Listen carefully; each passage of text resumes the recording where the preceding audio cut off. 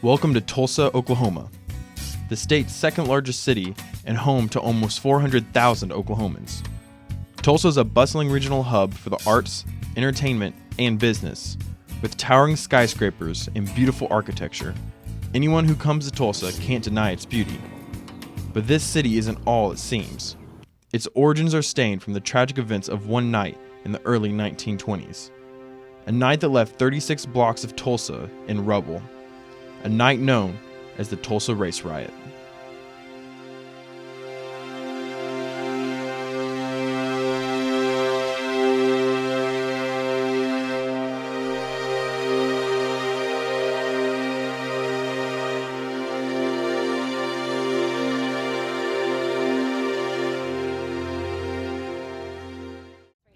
I honestly have no knowledge of what the Tulsa Race Riots are. Growing up in Oklahoma City, I had heard of the race riots a couple of times, but they didn't teach us anything about them in school, even in high school. And then I took Oklahoma history here at OSU, and they didn't teach us anything about it then either. So honestly, I don't know a lot about the Tulsa Race Riots. I just know that it was a pretty big deal, and it wasn't really great, and some bad stuff happened, but I don't know any specifics about it.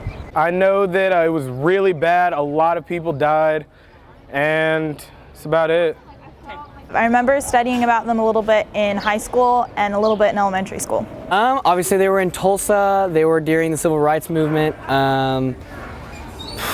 I know a lot of it had to do with racial tensions, where African Americans were not being treated properly or anything of that like. Otherwise, not too much. It has never been the same since the riot. They've tried to build it up. There are a few nice things down there, a few landmarks, but it's nothing like it should be. The 1921 Tulsa Race Riot happens in a period of American history that a lot of historians and sociologists call the nadir of race relations in America, the low point of race relations in America, because this is right after the end of World War I, so a lot of African American soldiers who had fought overseas in World War I defending the country came back to essentially second-class citizenship, so they were frustrated. There were so-called race riots around the country. These are mainly assaults on black communities rather than race riots. Race riot sounds like a sort of a balanced, even-handed kind of social conflict. That's not what these were. The 1920s were also a time when the Ku Klux Klan, one of the premier domestic terroristic organizations in the United States, was growing and blossoming in Oklahoma specifically, particularly in the late 1920s. So you have all this sort of racial tumult and turmoil going on in the United States generally. Tulsa begins to come into its own as the oil capital of the world after the discovery of the Glen Pool in the early 1900s. A lot of prosperity here in Tulsa, and there was actually a lot of black wealth relative to other places in the country, in part because a number of the pioneers who founded the Greenwood community, the black section of Tulsa, had connections to Native Americans, particularly the Muskogee Creek freedmen people, were people who owned land and started businesses down in the Greenwood community. So you have this sort of contrast. On the one hand, African Americans perceived by many whites as second-class citizens, and on the other hand, a group of relatively prosperous, successful African Americans living in Tulsa right across the tracks, the Frisco tracks from the white community, which is a formula, clearly, for disaster. It all started with an elevator riot in the Drexel building, a department store in downtown Tulsa. A black man by the name of Dick Rowland worked as a shoe shiner nearby. Whenever he had used the bathroom, he had to take the elevator to the top floor of the Drexel building because that was the closest black restroom. He was permitted to ride the elevator by the building's owner, which usually had a young female elevator operator. On May 30th, a young white woman by the name of Sarah Page was working the elevator. When the elevator returned to the ground floor, a nearby store clerk heard Page cry out, and he turned in time to see Rowland running out of the building. The witnesses' accounts brought up many theories as to why Paige was screaming. Some believed that the two were having a secret affair which resulted in an argument on the elevator. But the most likely theory is that the elevator jolted, causing Roland to trip and accidentally grab onto Paige. However, what the authorities thought at the time was that Roland had assaulted her while they were alone together in the elevator. An arrest warrant for Dick Rowland was immediately issued. Within hours, the Tulsa Tribune had published a story detailing Rowland's alleged assault on the young Miss Paige. By the time Rowland was found and arrested that evening, murmurs of lynching was spreading through the town like wildfire. In the hours following Rowland's arrest, a violent mob of white Tulsans surrounded the courthouse where Rowland was being held, their rage boiling. By 10 p.m., the mob had expanded to a size of more than 2,000. When 75 black men arrived at the courthouse to defend Rowland, some members of the mob couldn't contain their dis-ease any longer. A white man and a black man wrestled over one of the guns the black group had brought, causing it to discharge into the air. The crowd dispersed. White Tulsans began gathering guns, tools, anything they could find, and began the march toward Greenwood. The Greenwood district was different in that it represented kind of coming together of a critical mass of black entrepreneurs.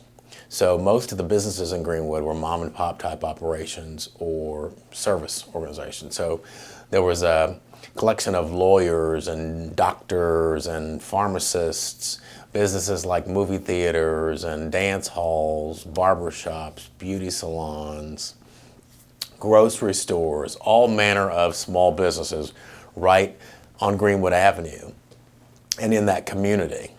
And that was different, again, because of the hub aspect of it, the coming together of so many businesses, and the idea that anything was possible in the Greenwood district in Tulsa.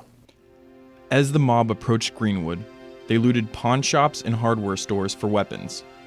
Some families sought shelter in Greenwood's churches and community centers, hoping to wait out the turmoil. As the white mob approached the Greenwood district, the violence was most concentrated near the intersection of Greenwood Avenue and Archer Street, as black and white Tulsans shot at one another across the nearby train tracks. The resistance was relatively short-lived because they were outnumbered and outgunned, and whites had looted pawn shops and so forth. The police really were derelict in their duty, didn't provide any protection for the Greenwood community.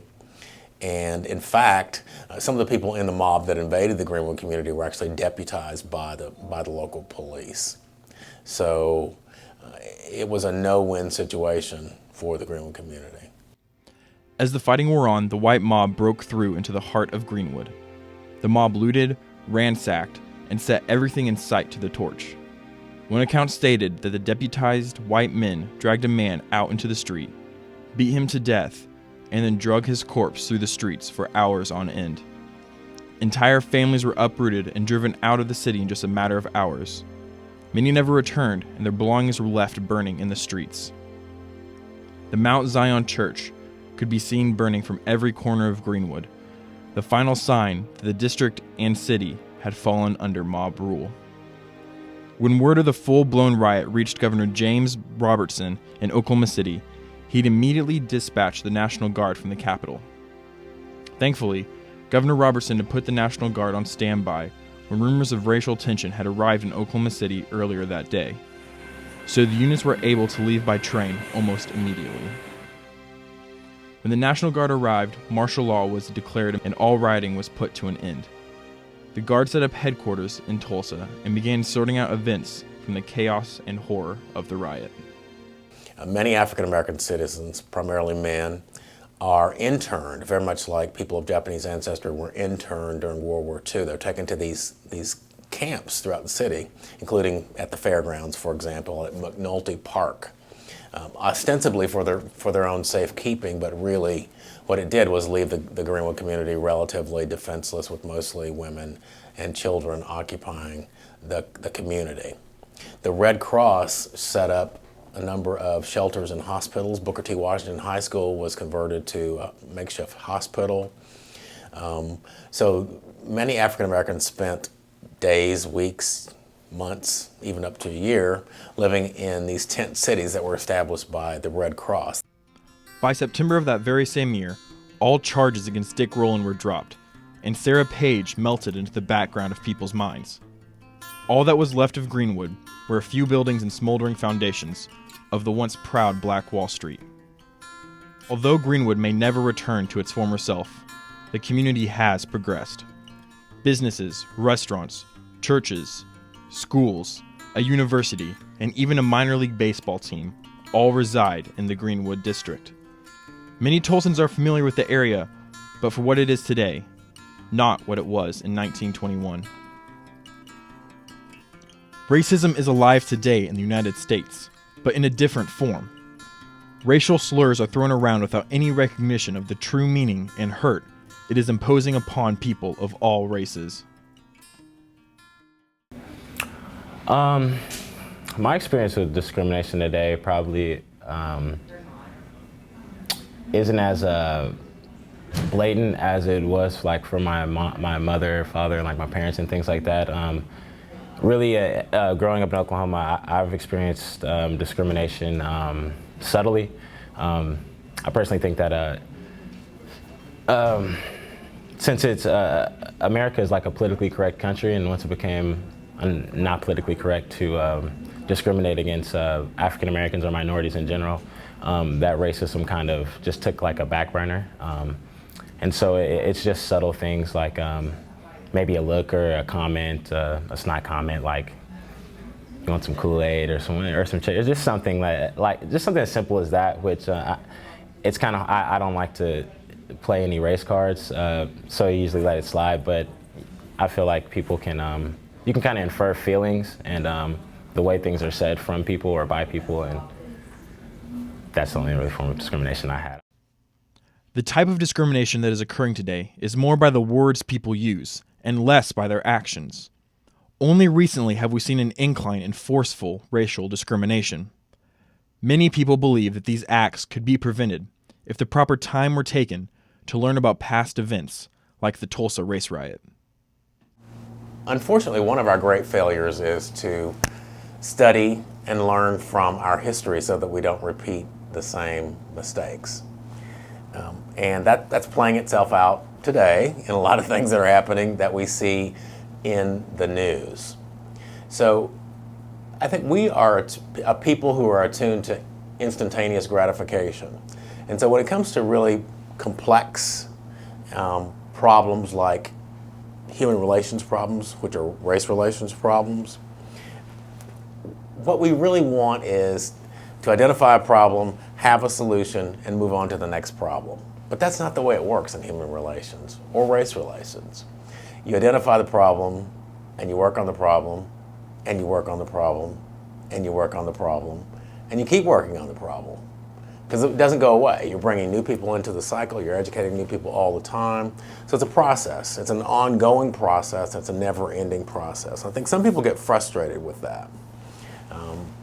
And they sort of believe that there should be some sort of endpoint. Why do we have to keep talking about race? Well, we have to keep talking about it because it's always relevant, and there are always issues, and there are always people to be educated, and relationships to be improved.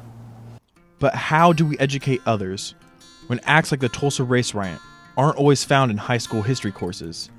Many aren't exposed to the terrible acts of 1921 until college, and even then they do not understand the severity of the racial discrimination. Although the riot occurred in 1921 and integration in 1964, there is still widespread discrimination in our state and nation.